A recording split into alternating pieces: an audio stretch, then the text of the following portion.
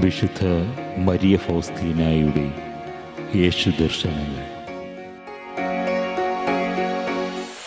ഒരിക്കൽ സിസ്റ്റർ മാർസിയാനയോടൊന്നിച്ച് ഞാൻ അടുക്കളയിലായിരുന്നു.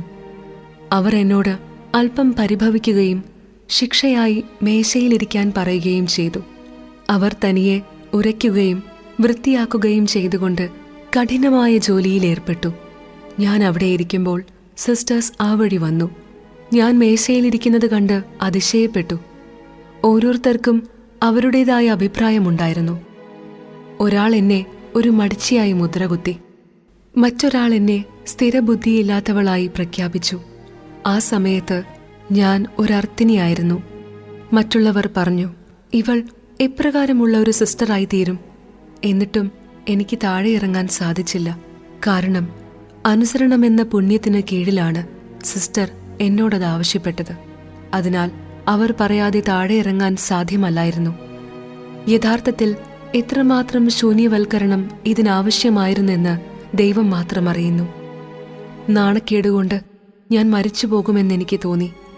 എന്റെ ആന്തരിക രൂപീകരണത്തിന് ദൈവം പലപ്പോഴും ഇതനുവദിച്ചിരുന്നു. എന്നാൽ പിന്നീട് വലിയ സമാശ്വാസങ്ങൾ നൽകി ഈ എളിമപ്പെടുത്തലുകൾക്ക് പ്രതിഫലം നൽകിയിരുന്നു. ആരാധനാ സമയത്ത് പ്രഭാപൂർണനായി അവിടുത്തെ ഞാൻ കണ്ടു. ദയാവായ്പോടെ എന്നെ നോക്കി അരുൾ ചെയ്തു, എന്റെ മകളെ, സഹനത്തെ നീ ഭയപ്പെടരുത്, ഞാൻ നിന്നോട് കൂടെയുണ്ട്. ഒരിക്കൽ എനിക്ക് നൈറ്റ് ഡ്യൂട്ടി ആയിരുന്നു. ഛായാപടം വരയ്ക്കുന്നത് സംബന്ധിച്ച് ഞാൻ ആത്മാവിൽ വളരെ ക്ലേശം അനുഭവിച്ചുകൊണ്ടിരുന്നു.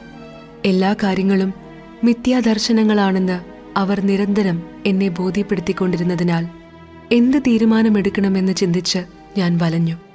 മറ്റൊരു വശത്ത് ഒരുപക്ഷെ ഈ ചിത്രം വഴി ദൈവം ആരാധിക്കപ്പെടാൻ ആഗ്രഹിക്കുന്നുണ്ടാകുമെന്നും അതിനാൽ അത് വരപ്പിച്ചെടുക്കാൻ ശ്രമിക്കണമെന്നും ഒരു വൈദികൻ പറഞ്ഞു.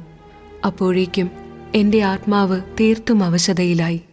ഞാൻ ആ ചെറിയ ചാപ്പലിൽ പ്രവേശിച്ച് എന്റെ ശിരസ് സക്രാരിയോട് ചേർത്ത് വെച്ച് മുട്ടി വിളിച്ചുകൊണ്ട് പറഞ്ഞു, ഈശോയെ, ഈ ചിത്രം വരയ്ക്കുന്നതിന് ഞാൻ എത്രമാത്രം പ്രയാസം സഹിക്കുന്നുവെന്ന് കാണുക. സക്രാരിയിൽ നിന്ന് ഞാൻ ഒരു സ്വരം കേട്ടു, എന്റെ മകളെ, നിന്റെ സഹനങ്ങൾ അധികകാലം നീണ്ടു നിൽക്കുകയില്ല.